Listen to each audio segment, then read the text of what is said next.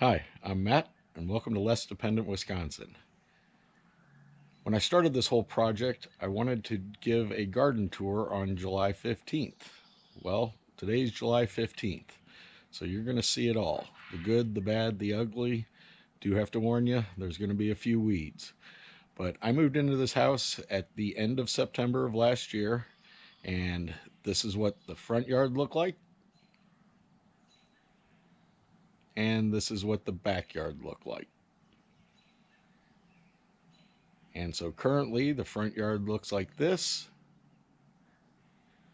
and the backyard looks like this. So quite a few changes. But we're going to go get started now. I'm going to just kind of walk through the garden, tell you what's working, what's not working, any problems I'm having. So I hope you enjoy the tour. Let's go get started.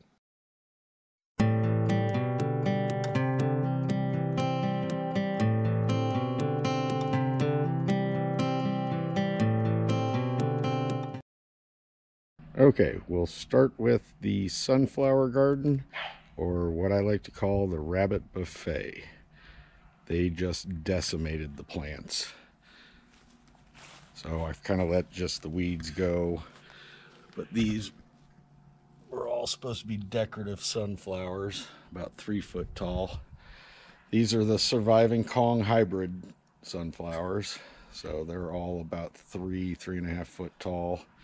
Some are shorter, but we'll see what we can get out of these before the end of the year. For the southeast section of the front yard, I basically ripped up all the grass, just replanted that with clover. This is a Parker pear tree. Bugs seem to have gotten to it pretty early, but it's still green and growing leaves. We planted some Cosmos by seed, seashell and mandarin orange. Those haven't flowered yet. And then I've got some lilies back there that I've had 3 pop out of bulbs that I'd planted. Taking a look at the snapdragons. Started these from seed indoors. And then the pumpkin patch.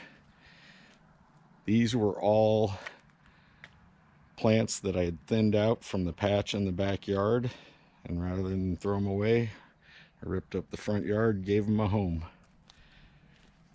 This is a Honeycrisp pear. Again, same deal. Bugs seem to have gotten to the leaves, but there is still some good leaf production. So you can see some of the pumpkins are starting to put out their flowers. Did have a problem with a deer coming through here and nibbling on some of the plants. The rabbits also took care of a section over here, but everybody else seems to be doing pretty good. So this was kind of accidental.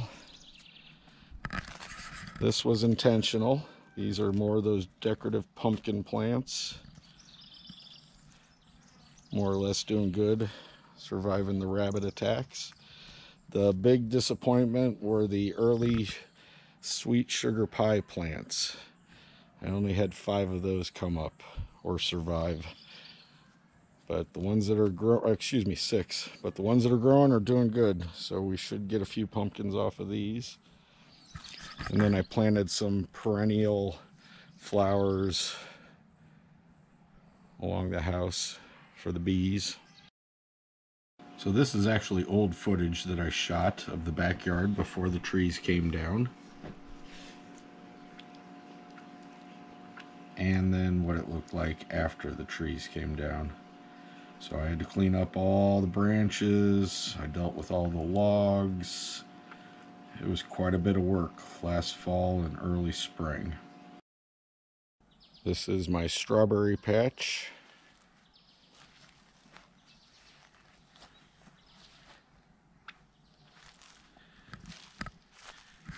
And the first strawberry's right there.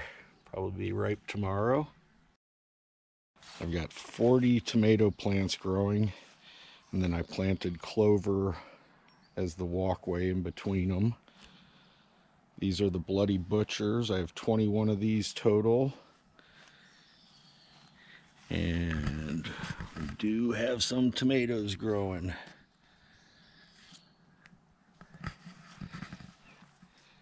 And then the back row are cherry tomatoes. And I've got a lot of little cherry tomatoes already starting to grow. Along the fence, I've planted peas. And the rabbits have gotten a hold of about 5 or 6 of the plants. But the ones that are growing are putting out some nice pods. Oh, they're really filling up. I think the first few that I get off of here, I'm going to save for seeds for next year. And then we'll let the eating begin. Going down from the peas are all my pumpkin plants. And I think it kind of got away from me a little bit. But you live and you learn. But I'm getting lots of flowers. And I do see one pumpkin already over there growing. This next section of chain link is beans. And they are starting to shoot up the fence.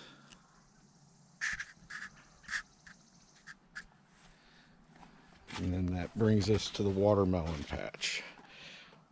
Watermelon patch isn't doing as good as I hoped it was.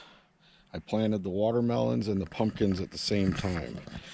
And to see a plant like that versus plants like those, they really didn't grow to my expectations. But they are shooting runners out. So, and again, I planted the clover just kind of as a ground cover. My goal is to replace clover with all the weeds. And this is just a small section of leftover pepper plants. So we'll see if we get anything off these guys. Okay, this bed was my herbs. And the first disappointment was the basil. I do have a few of them, but they're very small.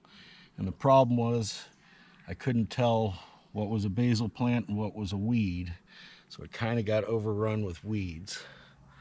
But I got a few picked out, and now I'm watching those. The cilantro has done excellent. I've already trimmed some up and taken it to the farmer's market.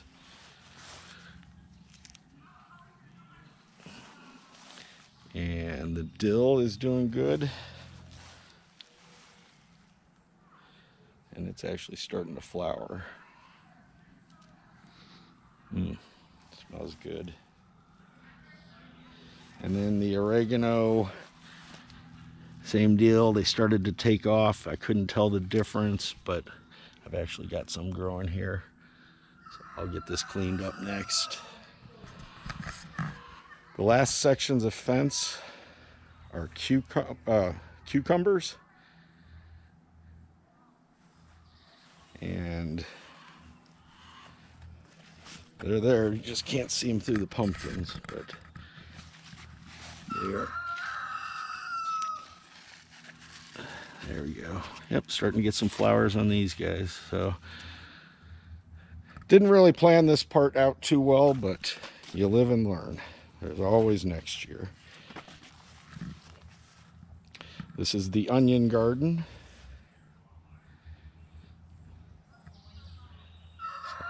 Got whites, reds, and then at the very end is garlic, but that has not taken off yet. In the very back corner of the garden, you can see the cucumber plants growing along the fence, and then pumpkins. Here's a better look at the onions, how they're growing. Again, the weeds have gotten the better of me, especially back here. Since this part's close to the woods, the mosquitoes get really bad at night. So if I don't get out here, but we've had a lot of rain recently, and you know the drill. Okay, in the back part of the garden, we got our compost piles. I just turned that one the other day and turned it into one really big pile to make a little more room. The bees are always the star of the show. They've been just surviving on water and whatever nature gives them.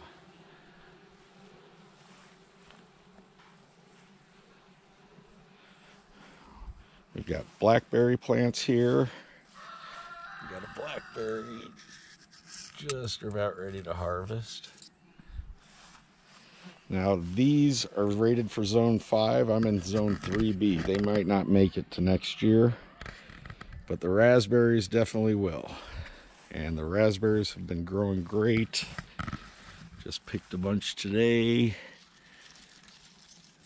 It's the best part about having a garden is going out and picking your own fresh fruit.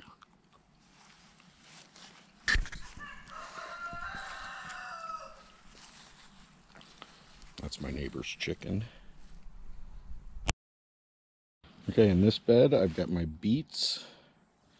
They are doing really well. I've thinned them out, so I'm looking forward to a good harvest of those this year.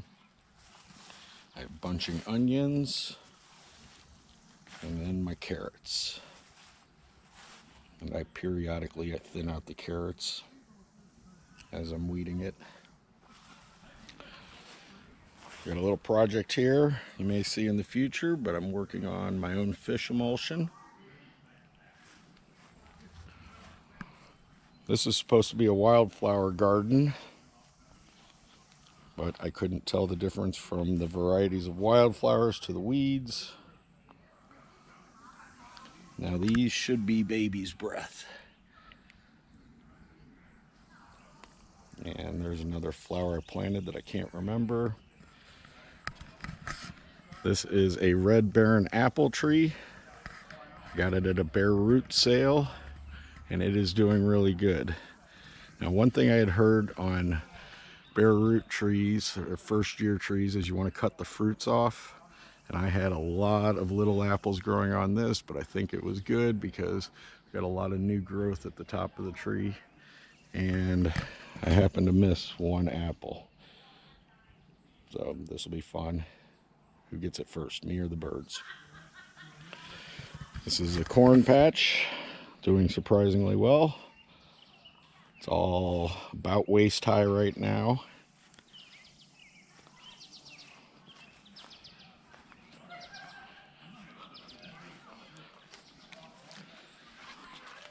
And then my Honeycrisp apple tree.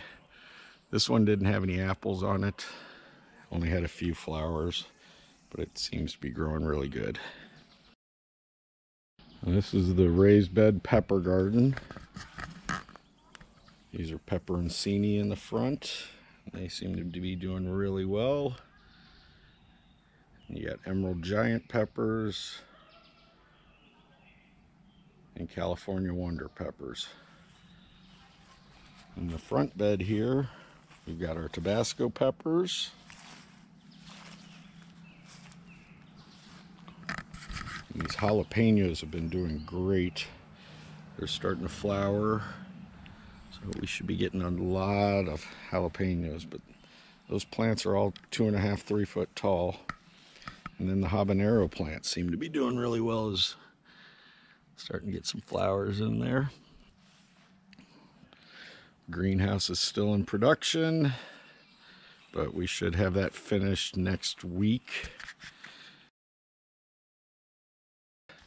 Are my rhubarb plants. Now, first year rhubarb, you're supposed to plant it, let it go, let it develop its root system. I mean, the bugs have really taken to it, but in normal circumstances, you wouldn't just let the plant go like this. So fingers crossed this comes out good next year. Coming off my deck, this is the lettuce and spinach garden. I actually just planted it yesterday. Everything should be ready to harvest in 45 to 60 days. So I'll be in just before the final frost. First frost, rather. Here is the potatoes that I've planted in buckets. They're all doing well. Here are the potatoes that we planted in the ground and then just covering with straw. I did have to buy some 7 dust for the potato beetles we were getting, but that problem seems to have been eliminated. And then right next to that, I planted 1 row of decorative pumpkins, the smaller 5 to 6 inch diameter. And you don't really need a whole lot of specialized equipment. I did the entire yard with just these items. First thing you'll want is a pair of good work gloves. Those hand clippers came in very handy when I was trimming up brush. Small shovels, little rakes. I got a weed eater. My Greenworks chainsaw. The Greenworks rotor tiller was the star of the show.